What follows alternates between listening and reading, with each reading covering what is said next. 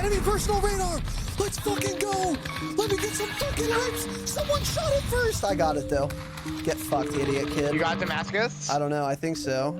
Damascus, baby. Let's go. Let's fucking go. Yes. Let's go. Fucking thrilling, dude. Hell yeah, Laloy. Dude, Laloy, thank you, brother. I'm honored. I'm humbled. Thanks, man. Thanks for the 5 gifted subs. Salutations, kings. It's Razanon. Been a bit busy with work, and I've been a bit busy with finally getting Damascus. I'm done. I've got the camo, and now I can continue going back to sweating anytime I want, not having to worry about crouch kills, mounted kills, no attachment kills, long shots. And my KD is already skyrocketing from when I started the Damascus grind. So if you haven't been peeping my streams, by the way, which can be conveniently found at twitch.tv/Razanon, go drop me a follow on Twitch right now. And now is a good time to get started, because all of my streams post Damascus have been super fun, and I've been absolutely slaying kids. Aside from that, I finally finished my pop figure collection. I have every Call of Duty pop. I hope you guys like them. And yesterday, I got myself a new mouse. I was using the Glorious Model O, which was ambidextrous, and I've gotten myself the Glorious Model D, which looks like this. This time I got a white one instead of my old black one, and it is not ambidextrous. It's ergonomic for right-handers. You can see how raised it is on that left side. And boy, let me tell you, I already absolutely love it. It feels so smooth and so much better than ambidextrous.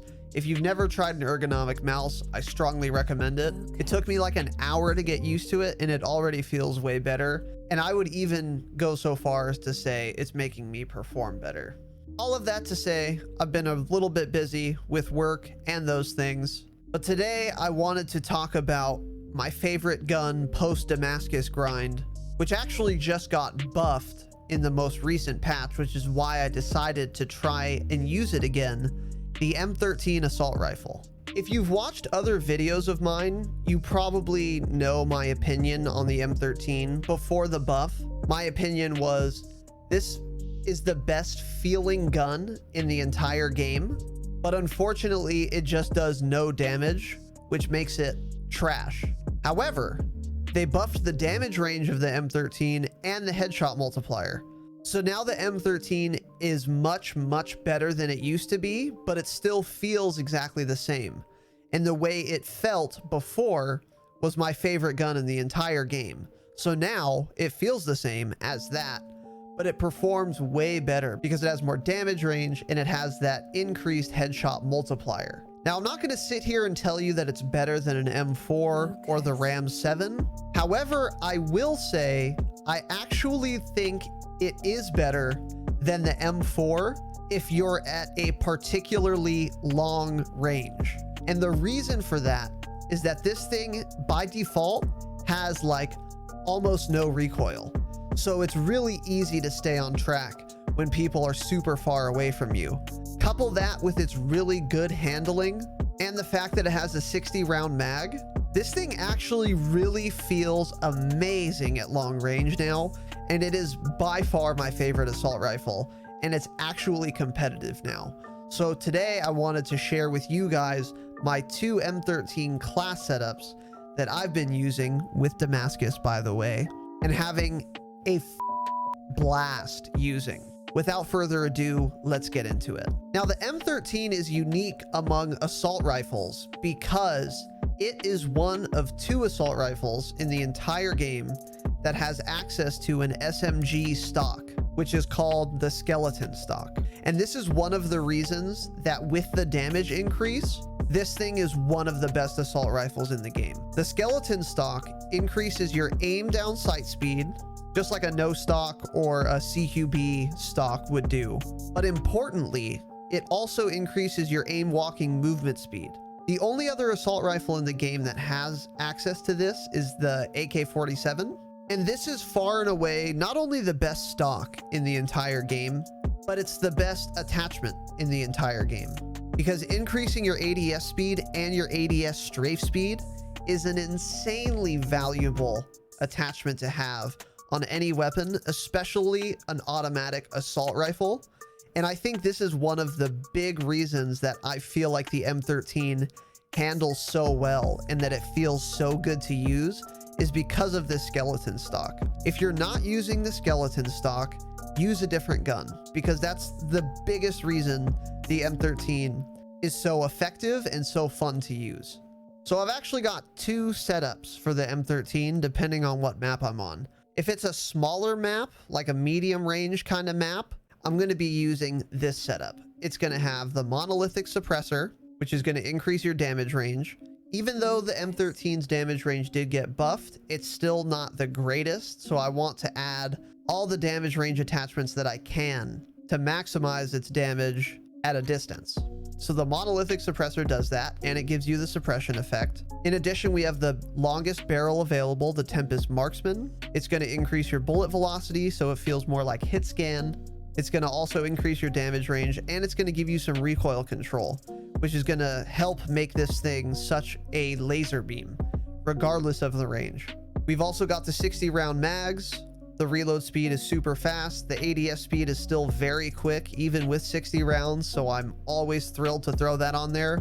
And plus, the M13, even though it did get buffed, doesn't have the fastest time to kill, so you might need to land a couple extra bullets. Having a big, thick mag like 60 rounds will help secure those kills. Stippled grip tape, as always, of course. And lastly, obviously, the M13 skeleton stock. And then my favorite setup for the M13 is this next one, which is for longer range engagements. If I'm going to be on a medium range map and I really want to do well, M13 is definitely going to work, and it's really top tier.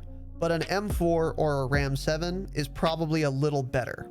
But on long range maps, like a ground war map, maybe Anaya Palace, maybe Euphrates Bridge, the M13 with this setup specifically is actually my favorite assault rifle in the game, and I think it performs better than the M4 and the Ram 7 because of how little recoil it has, allowing you to always stay on target. The setup changes very slightly. The only thing I do is I drop the monolithic suppressor and pick up a holographic sight.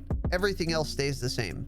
The holographic sight zooms in enough to where you can kill people that are really far away, but it doesn't zoom so far in that if you get surprised, you're going to have a hard time killing someone up close.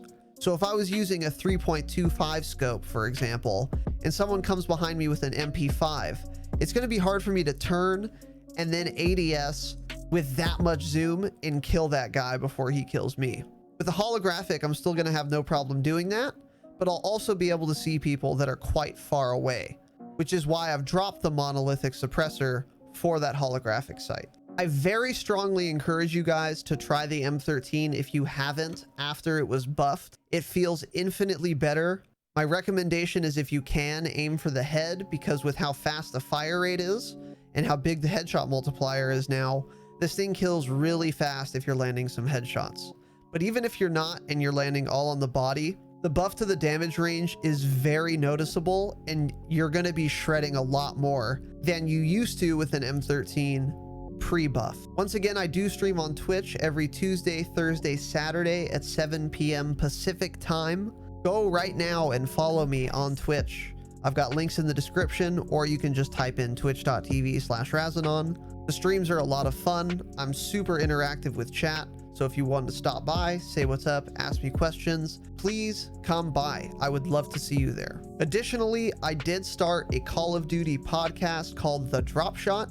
The podcast is also streamed live on my channel. Myself and my good friend Tanner host it. We play this game all the time. And in the podcast, we go over news, recent patches, upcoming changes, our experience with the game, our analysis on patch notes, informing you guys about things the patch changed that the notes didn't tell you about. And of course, viewer interaction is super high. That's why we stream it live. So we always take chat questions, read chat comments, and take that into account when we're doing the podcast. Additionally, I post all the podcast episodes on wherever you listen to podcasts: iTunes, Stitcher, Google Play, Spotify, wherever you listen to podcasts, you can find us. Just search for the Drop Shot Podcast. Our next episode will be on February 12th at 8 p.m. Pacific time. Once again, it's streamed live on my Twitch channel. Go follow so you don't miss out. And if you want to listen to this while you're at work, while you're working out, while you're going for a run, make sure you subscribe to the podcast on iTunes or wherever you listen to podcasts. I also post the entire podcast with video on my YouTube channel here. It has its own playlist, so you can find that very easily. And if you really wanted to go above and beyond in supporting the podcast, Tanner and me, please go to iTunes, give us a 5-star rating, and if you feel so inclined, write a review. That would help us get discovered a lot. And if we get some good viewership, I can quit my 9-to-5 job and make more content for you. Thank you so much for watching, Young Kings. Good luck out there. Have an excellent day. And as always, remember, stay humble. Oops.